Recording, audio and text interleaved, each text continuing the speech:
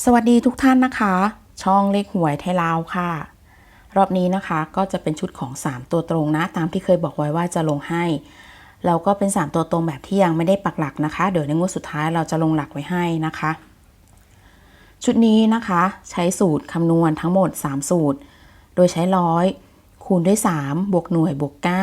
9ใช้หมื่นบวกร้อยบวก10บวก8ใช้พันคูณ4ร้อยคูณ2บวกหน่วยบวก8นะคะชุดนี้สถิติย้อนหลังเนี่ยจะเป็น4งวดนะคะเริ่มใช้ตั้งแต่งวดวันที่10กุมภาพันธ์ชุดตัวเลขนะคะสูตรต่างๆที่นำมาลงในงวดนี้นะคะเป็นสูตรที่คำนวณขึ้นมาใหม่นะคะโดยสูตรนี้ยังไม่เคยลงให้มาก่อนนะคะก็ลงงวดนี้เป็นงวดแรกแล้วก็การคำนวณก็เกิดจากตัวเลขนะคะย้อนหลังสถิติของหวยที่ออกย้อนหลังนะคะเอาเป็นแนวทางในการคำนวณนะคะก็ต้องใช้วิจารณญาณในการรับชมตัวแรกเลยเราใช้หลักร้อยนะคะคูณด้วย3หลักร้อยเนี่ยคือเลข2คูณ3มีค่าเป็น6หลักหน่วยนะคะเป็นเลข3บวกด้วย9ใช้6บวกกับ9นะคะ6บวกกับ3ก็จะเป็น9 9บวก9เท่ากับ18ตัวที่2หลักหมื่นคือเลข7หลักร้อยคือเลข2หลัก10คือเลข7แล้วก็บวกด้วย8 7บวก2เท่ากับ9 9บวก7เท่ากับ16นะคะ6บวกกับ8เท่ากับ14ตัวที่3หลักพันคือ9 94เท่ากับ36หลักร้อยคือ2คูณ2มีค่าเป็น4หลักหน่วยนะคะคือเลข3บวกด้วย8 6บวก4นะคะจะมีค่าเท่ากับ10 10บวก3เท่ากับ13 3บวก8เท่ากับ11เป็น4 8 1นะคะวันที่13เนี่ยผลของ3ตัวคือ4 8 1ในรอบนี้เนี่ยมาแบบเฉพาะหลักหน่วยเท่านั้นนะคะที่ตรงหลักที่เหลือก็จะเป็นสลับตำแหน่งกันมาดูสถิติงวดที่2ในรอบที่2หลักร้อยนะคะหลักร้อยคือเลข4 4 3ได้12ก็คือเลข2หลักหน่วยเนี่ยคือเลข1บวกด้วย9ใช้2บวก1จะมีค่าเท่ากับ3 3บวกกับ9เท่ากับ12นะคะลงเลข2ไว้ตัวที่2เนี่ยเราใช้หลักหมื่นขึ้นต้นก็คือเลข6หลักร้อยคือเลข4หลัก10คือเลข8แล้วก็บวกด้วยเลข8 6บวกกับ4จะมีค่าเท่ากับ10บวกกับ8ได้18 8บวก8ได้16ตัวที่3นะคะหลักพันคือเลข7 7คูณ4ได้28หลักร้อยคือเลข4คูณ2ได้8หลักหน่วยคือ1นะคะบวกด้วย8 1ครั้งใช้8บวก8จะมีค่าเท่ากับ16 6บวก1มีค่าเป็น7 7บวก8เท่ากับ15ก็จะได้ตัวเลข3ตัวคือ2 6 5ผลวันที่17กุมภานะคะออก5 6 2รอบนี้มีเฉพาะหลัก10นะคะที่ตรงที่เหลือก็สลับตำแหน่งกันหมดเลยมาดูงวดที่3นะคะหลักร้อยคือเลข5คูณ3ได้15หลักหน่วยเป็นเลข2บวกด้วย9 2เนี่ยบวกด้วย5เป็น7 7บวก9เท่ากับ16ตัวที่2ใช้หลักหมื่นตั้งต้นหลักร้อยคือเลข5หลัก10คือเลข6บวกด้วย8ค่ะ9บวกกับ5เท่ากับ14ใช้4บวกกับ6เท่ากับ10 10บวก610บวก8ได้18ตัวที่3หลักพันคือเลข9 9คูณ4ได้36หลักร้อยคือเลข5คูณ2ได้10หลักหน่วยคือเลข2บวกด้วย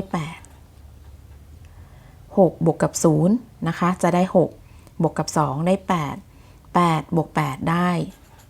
16มันจะเป็นตัวเลข6 8 6นะคะชุดนี้ผลของงวดวันที่20นะคะที่เพิ่งผ่านไป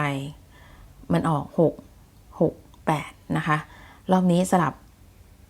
เกือบทุกตำแหน่งเลยนะคะยกเว้นตัวนี้หลักร้อยนะคะที่ไม่ได้สลับกับเขางวดที่4นะคะสำหรับชุด3ตัว ตัวแรกนะคะเราก็ใช้หลักร้อยเนี่ยคือเลข3ได้18หลักหน่วยคือเลข8บวกด้วย9คงที่นะคะ8บวก8เนี่ยเท่ากับ16 6บวกกับ9ได้15ตัวต่อไปหลักหมื่นนะคะคือเลข0หลักร้อยคือเลข6หลัก10คือเลข6บวกด้วย8 6บวกกับ6เท่ากับ12 2บวกกับ8เท่ากับ10เป็นเลข0นะคะตัวที่4หลักพันคือเลข4เลข6คูณ4ได้24หลักร้อยคือ6คูณ2ได้12หลักหน่วยคือเลข8บวกด้วย8จะได้ตัวเลขเป็น4บวก2มีค่าเท่ากับ6บวก8เท่ากับ14บวก8ได้เท่ากับ12นะคะชุดนี้ก็จะเป็นตัวเลข502ผลวันที่24นะคะ3ตัวเนี่ยออกเป็น520นะคะมีแค่หลักร้อยนะคะที่ตรงตามตำแหน่งมาดูของงวดชุดนี้นะคะก็จะเป็นของงวดวันที่27วันพฤหัสตัวแรกเราใช้หลักร้อยนะคะ53ได้15หลักหน่วยคือเลข0บวกด้วย9 5บวกกับ9เท่ากับ14ตัวที่2หลักหมื่นคือเลข3หลักร้อยคือเลข5หลัก10คือเลข2แล้วก็บวกด้วยเลข8 3บวกกับ5เท่ากับ8บวก2เท่ากับ10บวก8ได้18ตัวสุดท้ายนะคะหลักพันคือเลข6 38 64ได้24หลักร้อยคือ5คูณ2ได้10หลักหน่วยคือ0บวกได้8 4บวก8เท่ากับ12นะคะชุดนี้เนี่ยก็จะเป็นตัวเลข482โดยชุดตัวนี้นะเราปักหลักไว้ให้เรียบร้อยแล้วก็สามารถเลือกใช้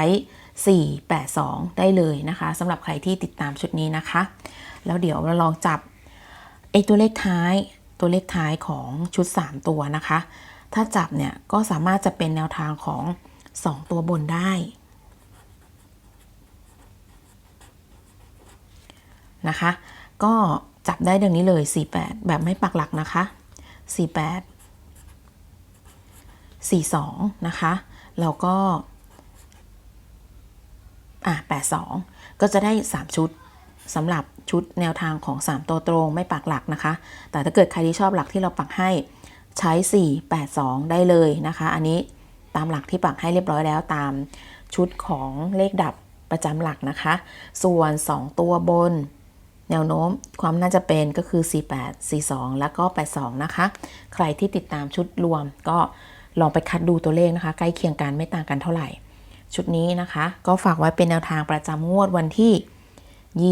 27กุมภาพันธ์นะคะวันพฤหัสที่จะถึง